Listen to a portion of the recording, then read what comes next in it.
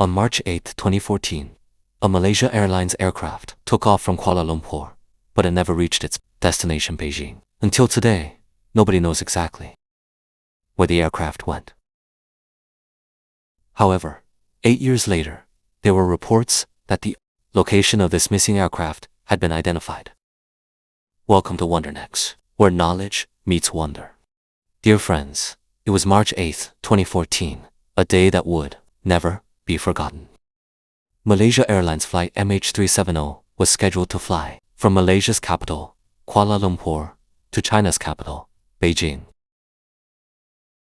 There were a total of 239 people on board the plane. 2 pilots, 10 crew members, and 227 passengers.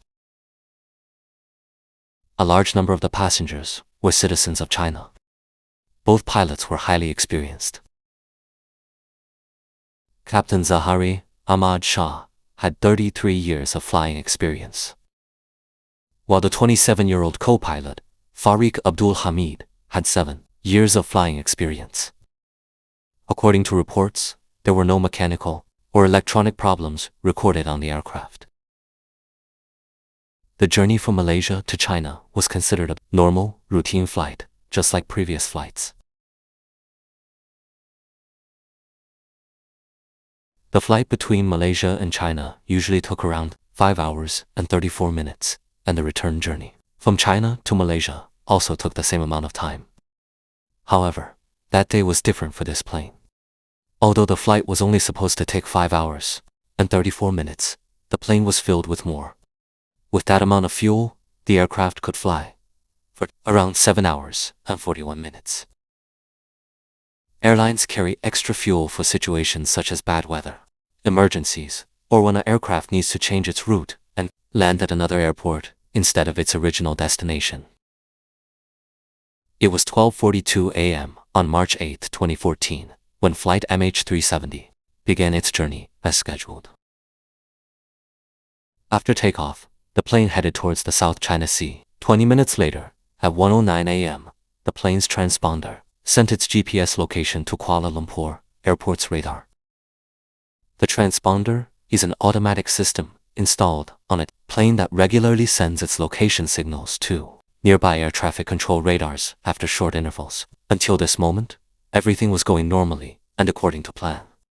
10 minutes later, at 1:19 a.m., when the plane left Malaysian airspace and was heading towards Vietnam, Kuala Lumpur Control Tower made its final communication with the first officer, Zahari Ahmad Shah, and said, Malaysian 370, contact Ho Chi Minh 120.9. Good night. Good night, Malaysian 370. The message meant that Flight MH370 was now supposed to contact Ho Chi Minh City Airport's air traffic control. Captain Zahari Ahmad Shah received the message and replied, "Good night." Neither the control tower staff nor Zahari Ahmad Shah knew that the goodnight message from the plane would be the final communication. At that moment, the plane had been in the air for 37 minutes. Normally, every plane stays in contact with an air traffic control tower until it reaches its destination. But although everything had been normal until then, the situation suddenly became unusual. After its final message, MH370 disappeared from the radar. Kuala Lumpur Control Tower initially did not find this alarming, as they assumed the plane had already entered Vietnamese airspace. However, when Ho Chi Minh City Control realized that the aircraft had disappeared from radar, they did not consider it normal. They immediately tried to contact the pilot, but received no response. For 18 continuous minutes, they repeatedly attempted to reach MH370, but there was no reply at all.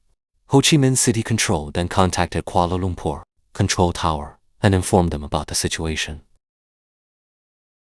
In such cases, it is normally required to inform the Rescue Coordination Center within 1 hour.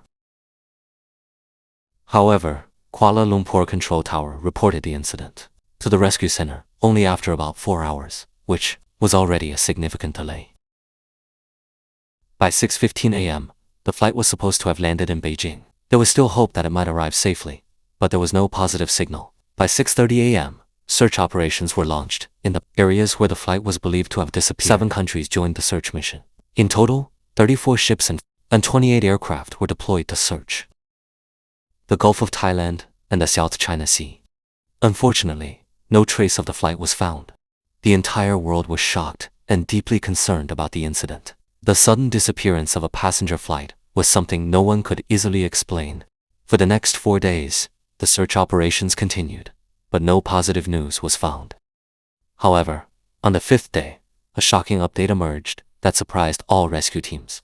It was revealed that although the flight had disappeared from civilian radar on March 8th, it had remained visible on Malaysian military radar for about 1 more hour. After disappearing from civilian radar, the flight had turned to the right. A few minutes later, after some time, it turned back towards Malaysia again. After about 31 minutes, it passed over Penang, Malaysia, and then changed its direction towards the Strait of Malacca. After that, the flight headed towards the Indian Ocean. This was the last known area where it was seen on military radar at around 2:22 a.m. After this point, MH370 was no longer detected on either military or civilian radar. The search teams, as well as the general public, were shocked and confused. Everyone was asking the same question: where did the flight finally go? Even more disturbing was how the flight suddenly turned away from the direction of Beijing. Search operations were also carried out in the Indian Ocean, but unfortunately, no trace of the flight was found there either. After several more days, new information emerged that completely changed the direction of the investigation once again. Although the flight had disappeared from military radar at 2:22 a.m., there was a satellite that continued to remain in contact with it. In this case, the flight continued sending signals to a satellite for several hours after losing contact with air traffic control. Every hour, the aircraft transmitted its data to a satellite located approximately 35 kilometers away.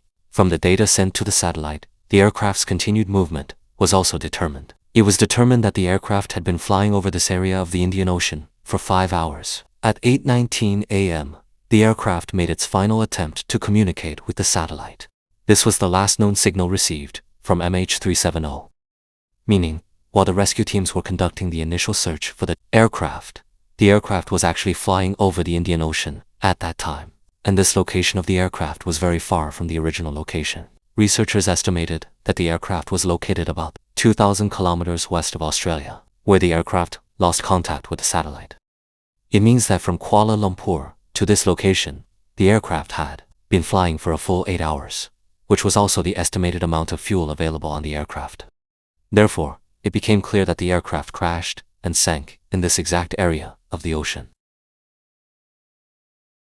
The search operation for the aircraft in the deep ocean began. This search was extremely important because, without finding the aircraft and its black box, the exact cause of the tragic incident could not be determined. The search continued for several years. However, no significant evidence was found. After 3 years, the deep-sea search operation was officially stopped, having cost around $160 million. Although the search operations found nothing related to the aircraft, in 2015, a piece of the aircraft's wing, known as a flaperon, was carried by ocean currents and washed up on the coast of Reunion Island. The flaperon is a part of the aircraft that helps control the plane during landing. After the flaperon was found, additional pieces of the aircraft were found on the coasts of Africa. But to this day, no information about the aircraft or its passengers has been discovered. What happened inside Malaysia Airlines Flight MH370 before its disappearance is still unknown to this day. Some investigators suspect that the aircraft may have been hijacked by certain individuals. However, others believe that technical or electronic failures may have caused the aircraft to lose communication with the outside world. In reality, no one knows what truly happened or why the flight and its passengers faced such a tragic fate. The answer may only be discovered if the black box is ever found, as it is still missing somewhere in the Indian Ocean along with the aircraft.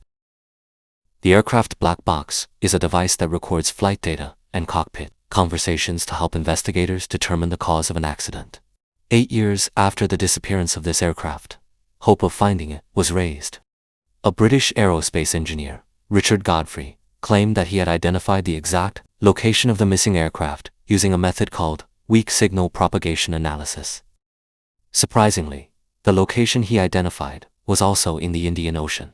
Richard believes that the aircraft may still be located there, at a depth of around 4,000 meters. This is an extremely deep area. For comparison, the Titanic was discovered in 1985, after many years of search, at a depth of around 3,800 meters. Now, whether Malaysian authorities will take Richard Godfrey's claim seriously and launch a new search operation in that area remains to be seen. We appreciate you being here, and thank you for learning and growing with us. Goodbye.